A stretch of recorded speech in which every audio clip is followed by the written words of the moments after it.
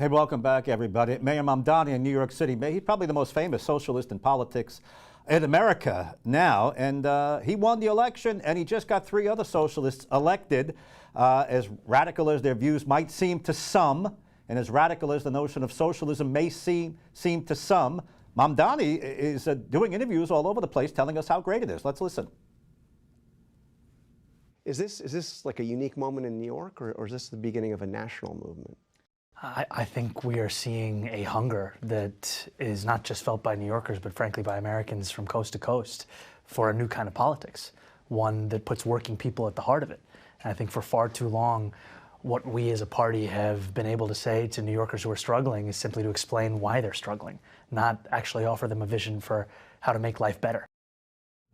All right, Mamdani, what he's done is he's put other Democrats kind of in the hot seat now, because reporters all across the country are asking Democrats who are running, do you renounce socialism? This is a capitalist country, isn't it? Can you imagine 50 years ago at the bicentennial, if a fortune teller said 50 years from now you'll be asking Democrats if they renounce socialism, you would have looked at them like they had 3 heads. But that's what's happening. In fact, 10 moderate Democrats came out of the Capitol steps just the other day and said, we renounce this. We want nothing to do with the socialists. They're going to ruin the party. They're going to snatch defeat from the jaws of victory for the midterms. All right, let's get to it now. Senator Chris Murphy, progressive senator from Connecticut, do you renounce socialism? This was on Meet the Press. Does the Democratic Party actually need to embrace the moniker of socialism, lean into it? No, but I think we have to understand that people do not believe that this version of capitalism has worked. And frankly, it hasn't worked. I mean, you have 40% of Americans today that are working full time and don't have enough money saved up in the bank for an emergency car repair. Meanwhile, we just saw the first trillionaire made in this economy. This version of capitalism isn't working. Now, I make the argument in the book that we should embrace, what I call a common good capitalism, a capitalism where we have more shared prosperity, where we want more millionaires and less trillionaires, where we have a higher minimum wage, where unions are more powerful. Democrats are not going to win by defending this version of capitalism, but I think we'll be able to offer ideas on how to dramatically reform it rather than throwing out the entire system. Well, James Carville, the mouth of the South, says Democrats are not going to win by defending this version of socialism. He says there's a schism in the party and it's time to break it up altogether. I mean, if there's going to be a civil war in the Democrat Party, then just have it and be done with it, because he wants nothing to do with the socialists, Mamdani and the rest of them. All right. It is certainly putting all of them in the hot seat, though, to answer. This was Jake Auchincloss, the Bristol County Democrat member of Congress, represents parts of Fall River, parts of New Bedford, and this district goes all the way up to Newton outside of Boston. This was Jake on Fox News. First of all, Republicans, as you played earlier, have been calling Democrats socialists since the 1930s when FDR introduced Social Security. And now Social Security is the most popular program in America. So not a whole lot of credibility on their side as Democrats work to create a strong floor with no ceiling in American economic life. Number 2 is but voters they're are angry, calling themselves now. They're calling themselves socialists, and their definition of that is different. It's abolishing ICE. It's abolishing borders and prisons. I mean, that's their self-description, not a label that a Republican's putting on them. And it's descriptions that I don't agree with, right?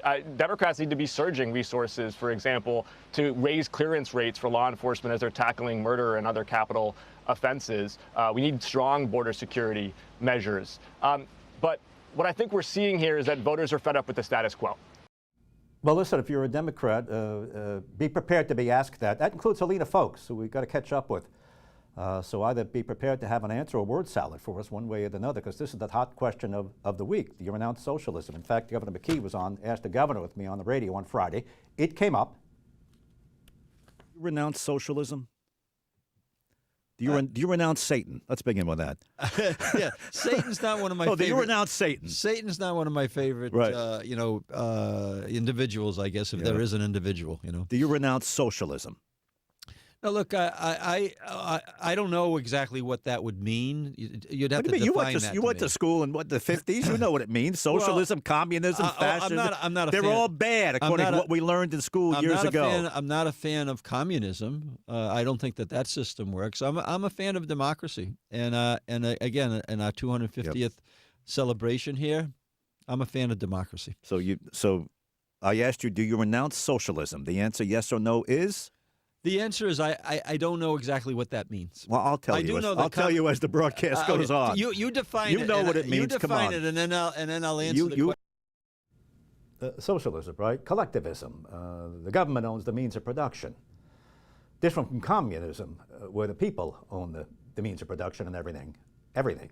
When I was a kid, they had socialism here. No, communism, then socialism, and then it kept going down. By the way, for the governor to ask me to define it for him, the governor has a master's degree from the Kennedy School at Harvard.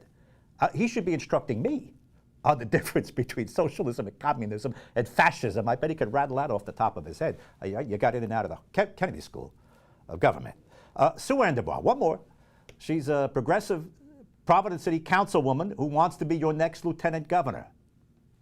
Are you a proud Democrat? I am a proud Democrat. Do you embrace socialism or do you renounce socialism? That is a very loaded question, Gene, but Well, I would say... why would you say that? 3 socialists just won in New York last night. Mamdami's a proud socialist. Yeah. Morales is a socialist. Yeah. Your party, there was just a poll that showed your party is embracing socialism. Yeah. It's not a loaded question, No. it's a timely question. I think that's a valid question, and thank you for rephrasing it. But I think, for me, I embrace the programs that come with socialism. Yeah. So I'm not saying I'm a socialist. I'm not saying that I am socialist versus capitalist or whatever. Right. But the programs that people are buying into in New York City and other places, they're seeing folks like Mamdani fill potholes, make government work for people. I think that's what people want to see, is like government that's actually responsive and actually doing work for people. And that's a lot of what socialism, frankly, is. It's like, are we funding our schools? Are we filling the potholes? Are we actually providing programs for folks that work and using their taxpayer dollars in ways that are effective? Not just to be fair and balanced, you'll also see Wall Street pulling out jobs out of Manhattan and cops retiring by the hundreds.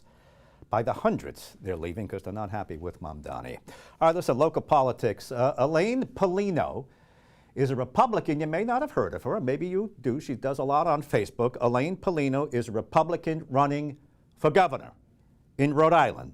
And she's running a Facebook campaign. Just give Elaine, let's hear. She was on with me a couple of days ago. Let me hear from Elaine on her Facebook campaign. She says, take me serious. I'm trying to raise money, and I'm in the race for governor as a Republican. Elaine Polino. You know, when he talked that day, it was basically about, showed Aaron, all the video on Aaron talking. And then he said, well, she's some lady from Smithfield running a Facebook campaign.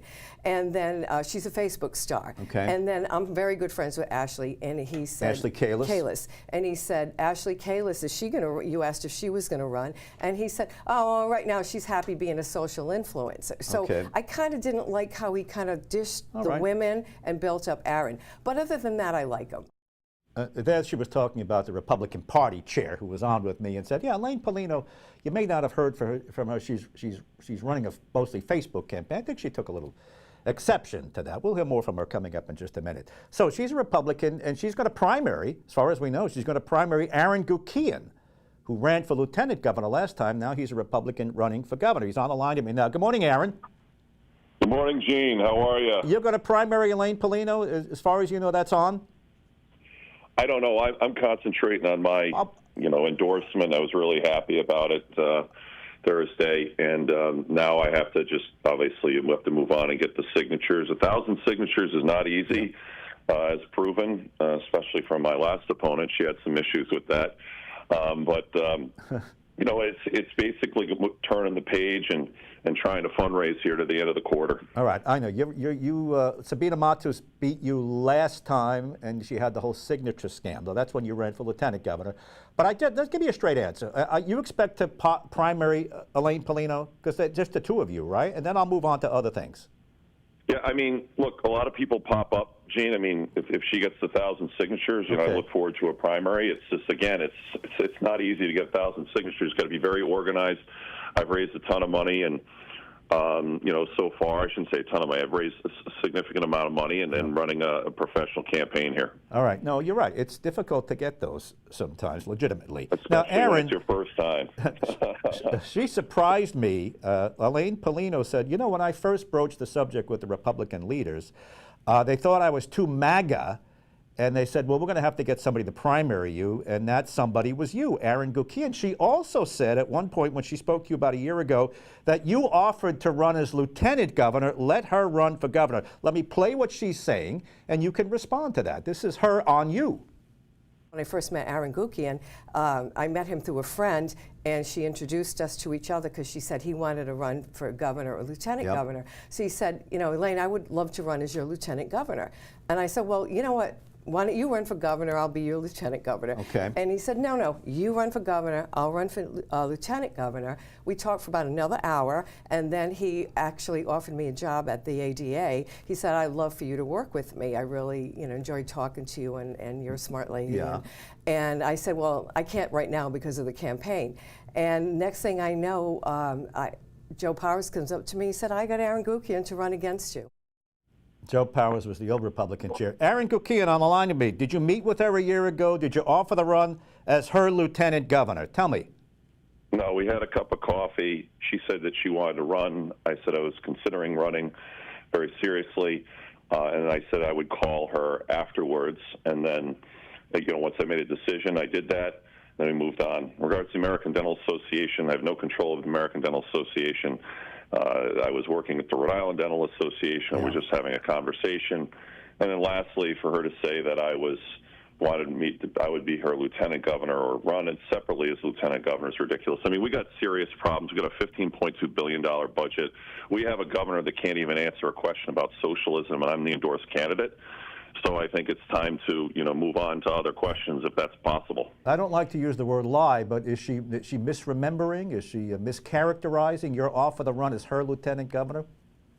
I just disagree with what she said, and I'd rather not get a headline here. I'd just rather talk about, what we're really dealing with, which is a lot of serious problems.